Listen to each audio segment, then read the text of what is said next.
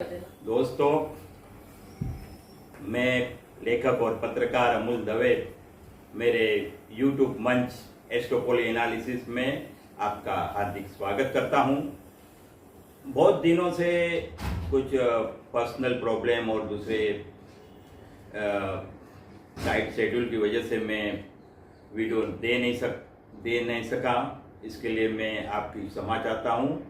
अभी मैं आपको प्रॉमिस करता हूं कि मैं रेगुलरली आपको वीडियो देंगे और आपको जो भी पॉलिटिकल डेवलपमेंट और जो भी दुनिया में जो भी इंसिडेंट्स होते हैं उसको एक सरल लैंग्वेज में आपको समझाने का प्रयास करेंगे। आज का हमारा विषय बहुत रोचक है। आज हम अरविंद केजरीवाल, दिल्ली के जो मुख्य प्रधान हैं और जिनको ईडी ने तिहाड़ जेल में डाल दिया है, उनके बारे में बात करेंगे। अरविंद केजरीवाल एक बहुत ही शानदार कैरेक्टर है। अरविंद केजरीवाल का जो अभी मामला जो है वो एक रोचक मोड़ पे अटका हुआ है। केजरीवाल तो उसके जो लीगल एस्पेक्ट्स क्या है, उसके कानूनी एस्पेक्ट क्या है, उनके कानूनी पहलू क्या है, वो मैं एकदम सरल लैंग्वेज में आपको समझाने की कोशिश करूंगा। और एस्ट्रोलॉजिकली भी केजरीवाल के जो हॉरोस्कोप है उसको मैं एनालिसिस करूंगा। मेरी एक ही गुजारिश है कि आप मेरे एस्ट्रोपोली एनालिसिस चैनल को सब्सक्राइब कीजिए और बेल बटन दबाना मत भूल जाइए, क्योंकि ये बटन दबाने से मेरे जो भी लेटेस्ट वीडियो आएंगे आपको तुरंत ही मिल जाएंगे। तो चलो बहुत टाइम गवा ना करते हम चलते हैं केजरीवाल के टॉपिक पे। इसके पहले मैं क्लेरिफिकेशन कर देना चाहता हूँ कि मेरा कोई पॉलिटिकल किसी तरफ झुकाव नहीं है, ना मुझे कोई बीजेपी की, कांग्रेस की, कोई भी पार्टी से लेना देना नहीं है। मेरा जो एनालिसिस है, मैं जो भी सीख रहा हूँ, जो भी लेखक और पत्रकार करके मुझे जो भी ज्ञान मिला है, वो ज्ञान के आधार पे मेरी एनालिसिस करता हूँ। मुझे कोई पॉलिटिकल पार्टी से लेना देना नहीं है। ये बात भी आप मेहरबानी करके ध्यान में रखिए। अभी केजरीवाल का मामला इसलिए रोचक हो गया है क्योंकि केजरीवाल को जो ट्रायल कोर्ट की जो जज है न्याय बिंदु, उन्होंने उनको रेगुलर बेल जमानत दे दी। और न्याय बिंदु का भी ये जो उन्होंने दिया है, एक्चुअली क्या हुआ था कि अभी वेकेशन चालू है कोर्ट में, और जो वेकेशन जज जो कावेरी जज थी, जो रेगुलर जज थी कावेरी, वो छुट्टी पे थे, तो उसके जगह में न्याय बिंदु को एक केस दिया गया था। और न्याय बिंदु ने पूरे हियरिंग करने के बाद एक ऐसा फैसला दिया है जिससे पूरा ईडी हिल गया है और राजकीय गलियारों में भी बहुत बड़ी उथल हो गई है।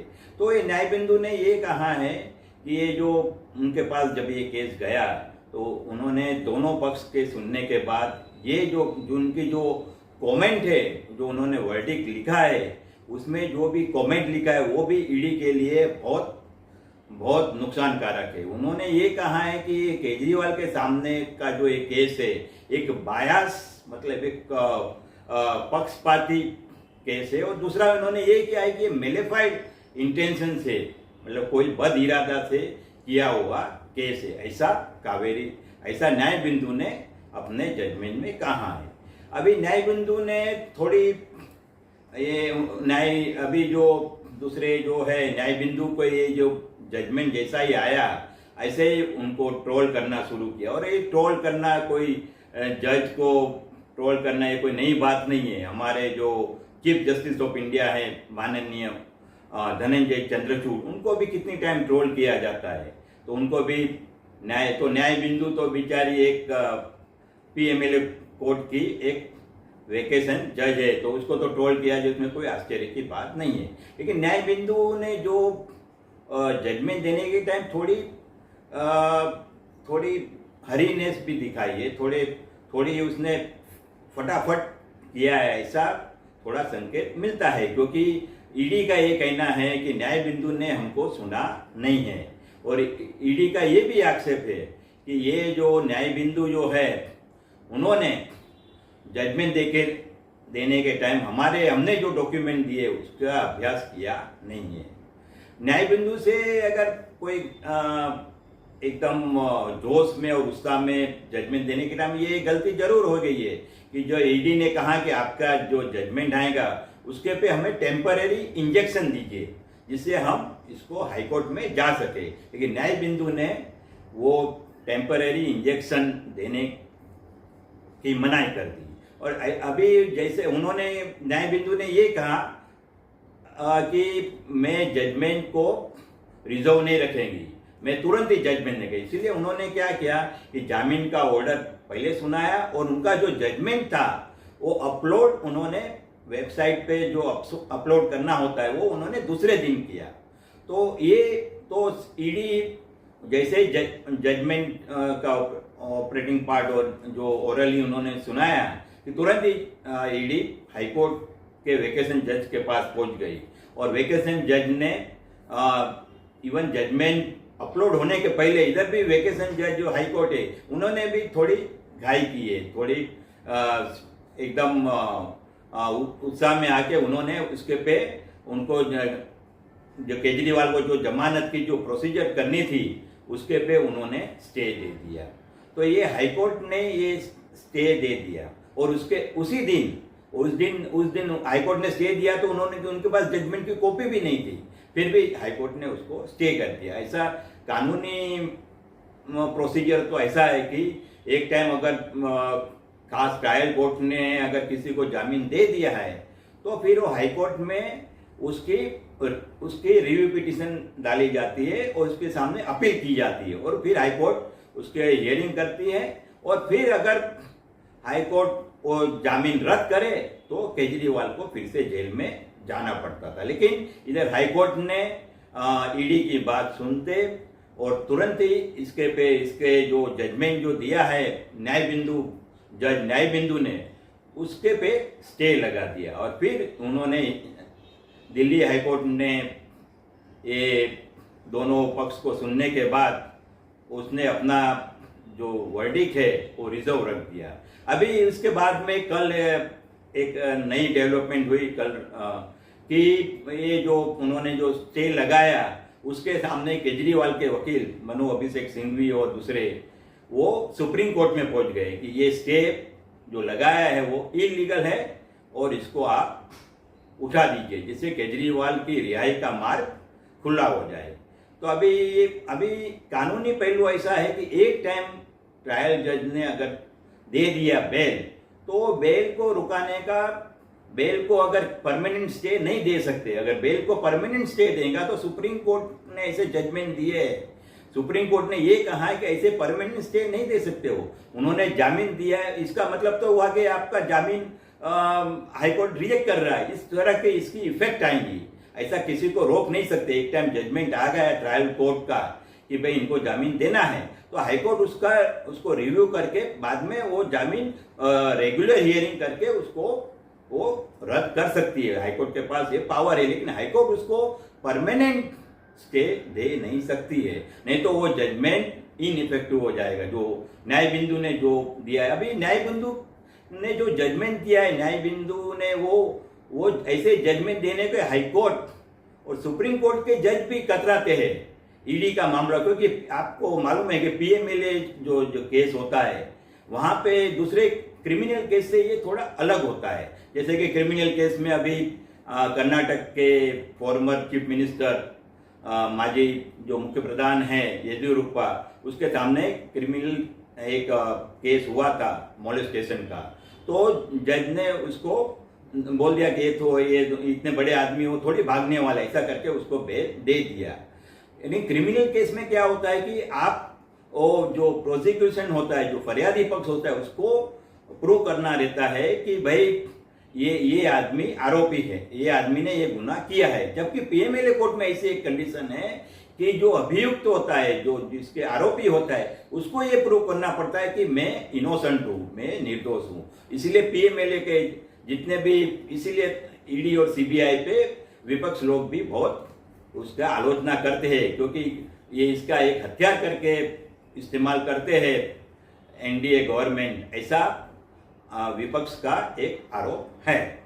तो अभी क्या होएगा, मेरे ख्याल से लीगली पोजीशन देखा जाए तो सुप्रीम कोर्ट अपना न्याय बिंदु नाम ही ऐसा है कि वो उन्होंने न्याय बिंदु का नाम को सार्थक करते हुए उन्होंने अपने जजमेंट में बहुत सारे न्याय के बिंदु रखे। उसमें उन्होंने ये जो न्याय बिंदु ने एक चंद्रचूड़, हमारे जो चीफ जस्टिस है, उनको भी कोट किया है। उन्होंने न्याय बिंदु ने ये कहा है कि भाई हमारे चीफ जस्टिस ऑफ इंडिया जो है चंद्रचूड़ साहब ने ये कहा है कि भाई ट्रायल कोर्ट को हिम्मत दिखानी चाहिए, और ये बेल और नियम है। ऐसा कोई भी क्रिमिनल केस में तो जेल नहीं, लेकिन बेल ये नियम होता है, और इसमें किसी को भी बेल देने में अगर उसको लगता है कि ये तो हाईकोर्ट और सुप्रीम कोर्ट के डर रखे बिना उसको बेधड़क जजमेंट देना चाहिए। ये बात न्याय बिंदु ने अपने जजमेंट में कोट किया। न्याय बिंदु ने ये भी कोट किया है कि भले एक दोषी छूट जाए, लेकिन जो इनोसेंट आदमी है एक भी, उसको गलत सजा देनी नहीं चाहिए। न्याय बिंदु ने अपने जजमेंट में जो ईडी की दलील है उसका भी उल्लेख किया है। इसलिए ईडी का ये कहना कि भाई न्याय बिंदु ने हमें सुना नहीं है, हमें टाइम नहीं दिया, तो ये बात शायद सुप्रीम कोर्ट न माने, ऐसा हमें लग रहा है। अभी सुप्रीम कोर्ट चंद्रचूड़ के सामने एक धर्म संकट आ गया है, क्योंकि अभी जो स्टे दिया उसके सामने अरविंद केजरीवाल के वकील सुप्रीम कोर्ट में पहुंच गए। अभी सुप्रीम कोर्ट दो चीज कर सकती है, एक तो वो हियरिंग कर सकती है उस स्टे के सामने, और फिर अपना फैसला दे सकती है, या तो फिर वो दूसरा ये कर सकती है कि भाई सुप्रीम हाईकोर्ट ने जो रिजर्व करके रखा है, अभी ये भी एक अपने चंद्रचूड़ साहब ने ये भी कहा है, सब हाईकोर्ट जज ने एक लेटर लिख के क्या है कि भाई आप हियरिंग कंप्लीट होते हैं, फिर बाद में जजमेंट बहुत लंबे टाइम तक जो रिजर्व रखते हो, जो अनामत रखते हो, उसको जो मुलतवी करके रखते हो, ये गलत है। क्योंकि ऐसे करने से वो जो आरोपी है उसको बिना वजह जेल में रहना पड़ता है। इसीलिए आप एक टाइम आपके जजमेंट रिजर्व करने के बाद तुरंत ही फैसला देना चाहिए। नहीं तो क्या होता है कि जब भी आप जजमेंट दे तभी बेचारे वकील को भी याद नहीं रहता है, और ये होता है। इसीलिए ऐसा मत करिए, आप जजमेंट देने के बाद, रिजर्व लेने के बाद आपका वर्डिक्ट तुरंत आना चाहिए, थोड़े 2-3 दिन लेने के बाद तुरंत आना चाहिए। तो ये बात सुप्रीम कोर्ट ने कही है, और इसीलिए न्याय बिंदु ने ये कहा था कि मैं जजमेंट रिजर्व नहीं रखूंगी, मैं तुरंत ही जजमेंट, इसीलिए उन्होंने अपना जो जजमेंट का ओरल जो पार्ट है वो उन्होंने कह दिया था कि मैं जामीन दे रही हूँ। तो अब ये मामला बहुत रोचक है। और दूसरी ये बात है, सुप्रीम कोर्ट के बहुत सारे जजमेंट में लिखा है कि एक टाइम ट्रायल कोर्ट का जजमेंट आ गया, उसके बाद में हाईकोर्ट उसके सामने परमानेंट स्टे नहीं दे सकता है। इसका नहीं तो इसका मतलब हुआ कि उनका इसका इफेक्टिव मीनिंग देखा जाए तो ये होएगा कि हाईकोर्ट ये जो जजमेंट है उसके पे उसको रिजेक्ट ही कर रहा है, बेल को रिजेक्ट कर रहा है, ऐसा इसका मतलब निकलेगा। इसलिए ऐसा नहीं करता है हाईकोर्ट। बहुत तो ये कर सकता है कि जो रेगुलर बेल जो दी है उसके सामने अपील की रेगुलर हियरिंग करके तुरंत फैसला दे सकती है, ये काम हाईकोर्ट कर सकती है। ऐसा तो हमारा ये मानना है कि केजरीवाल को कुछ ना कुछ राहत जरूर मिलेगी, क्योंकि लीगली उनका केस अब स्ट्रॉन्ग हो गया है और उनकी रिहाई हो सकती है। अभी हम एस्ट्रोलॉजिकली अगर इसको स्टडी करें तो अरविंद केजरीवाल का जो जन्म तारीख है 16/8/1968 है, और इधर हमें देखते हैं तो उनकी सी लग्न की हॉरोस्कोप आती है। सी लग्न में इसमें एक सबसे बड़ी बात और सबसे बड़ा राजयोग यो है कि जो हमारे जो सबसे ऑस्पिशियस प्लैनेट है, सबसे मंगलकारी जो प्लैनेट है, बुध शुक्र गुरु, तीनों प्लैनेट उनके लग्न में उसमें पहले स्थान में पड़े, ये बहुत अच्छा राजयोग है। और वो तीनों जो एकदम अच्छे पवित्र ग्रह, एकदम लाभकारी मंगलकारी ग्रह जो है, गुरु जो देवों के गुरु बृहस्पति है, शुक्र दैत्य गुरु के, और बुध, ये तीनों ग्रह उनके इसमें दूसरे स्थान में केतु है, तीसरे स्थान में कुछ नहीं है, चौथे स्थान में कोई ग्रह नहीं है, पांचवें स्थान में कोई ग्रह नहीं है, छठे स्थान में कोई ग्रह नहीं, सातवें स्थान में कोई ग्रह नहीं, आठवें स्थान में राहु है, नौवें स्थान में चंद्र शनि है। चंद्र शनि की युति थोड़ी खराब है, इसको विष योग भी बोलते हैं, जिससे उनका मन थोड़ा वीक हो जाता है। और शनि नीच का भी है, शनि मेष राशि में है, एराइस में है, तो वो थोड़ा वीक हो गया है। और 10वें स्थान में कोई ग्रह नहीं है, 11वें स्थान में, 12वें स्थान में सूर्य मंगल। ये भी अगर केजरीवाल के जो प्लस पॉइंट तो मैंने आपको बताया कि राजयोग है, और उनका जो दसम स्थान जो होता है पॉलिटिशियन के लिए, दसम स्थान बहुत इंपॉर्टेंट होता है। वो जो कर्म का स्थान है दसम स्थान, उसका जो मालिक है शुक्र, वो पहले स्थान में बैठा है, बहुत बड़ा राजयोग है। और लेकिन इसमें एक खराबी ये है कि उनके जो लग्न से, जो लग्न के मालिक जो सूर्य है, वो 12वें स्थान में चले गए। और 12वां स्थान बंधन का होता है, जेल का भी होता है, खर्चे का होता है। तो 12वां स्थान में सूर्य के जाने की वजह से, और उसके साथ में मंगल उसके साथ युति बना है, तो एक जात का इधर अंगारक योग भी होता है। तो सूर्य मंगल दोनों हॉट प्लैनेट है, तो ये एक अंगारक योग भी बनाया हुआ है। और जो लग्नेश का 12वें जाने के लिए इनका ये जो जेल की जो समस्या जो आई है, उसका मेन कारण ये है। लेकिन सबसे अच्छी बात मैंने जैसा आपको बताया कि 3 ग्रहों केंद्र में हैं। अभी देखो, ग्रह दशा का भी बहुत इंपॉर्टेंस होता है। जैसे जब तक गुरु की दशा थी, तो वो आपको मालूम है कि गुरु की दशा उन्होंने एंटी करप्शन आंदोलन किया, अन्ना हजारे के साथ लोकपाल के लिए आंदोलन किया, फिर उन्होंने अपनी पार्टी आम आदमी पार्टी बनाई, और फिर वो दिल्ली के मुख्य प्रधान बने। और 2 विधानसभा के लास्ट जो 2 विधानसभा के इलेक्शन में, उसमें भारी बहुमत से वो विजयी होते रहे। तो ये गुरु की दशा में उनको ये सब राजयोग मिला है, क्योंकि गुरु जो है वो 5वें स्थान का मालिक, और 5वां स्थान सिंहासन का होता है।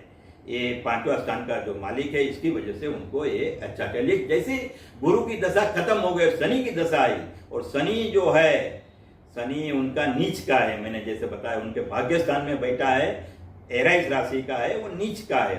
और शनि जो राशि, शनि एक तो 6ठे स्थान का स्वामी है और 7वें स्थान का स्वामी, इसीलिए 6ठे और 7वें स्थान का मालिक होने के, और शनि नीच का होने की वजह से, और शनि की ग्रह दशा जैसे ही शुरू हुई, ऐसे ईडी ने उसको हिरासत में ले लिया। तो अब क्या होगा केजरीवाल का, उसके हमें समझना है। तो देखो, हमारे ख्याल से अभी जो उनकी जो दशा शनि में शनि की चल रही है, तो शनि में जो शनि की दशा जो चल रही है, शनि में शनि की अंतर्दशा चल रही है, तो उसके बाद में उनको ये जो, और गोचर का ग्रह भी हम देखे जाए, तो गोचर में जो उनका जो 10वां स्थान है, जो चीफ मिनिस्टर का जो कार्य उनको करना है, जो अभी नहीं हो रहा है, उसका कारण ये है कि उनका जो, और सूर्य भी जो ये शुक्र ग्रह है, जो वेनस है, वो अभी थोड़ा अस्त है। लेकिन हमारे ख्याल से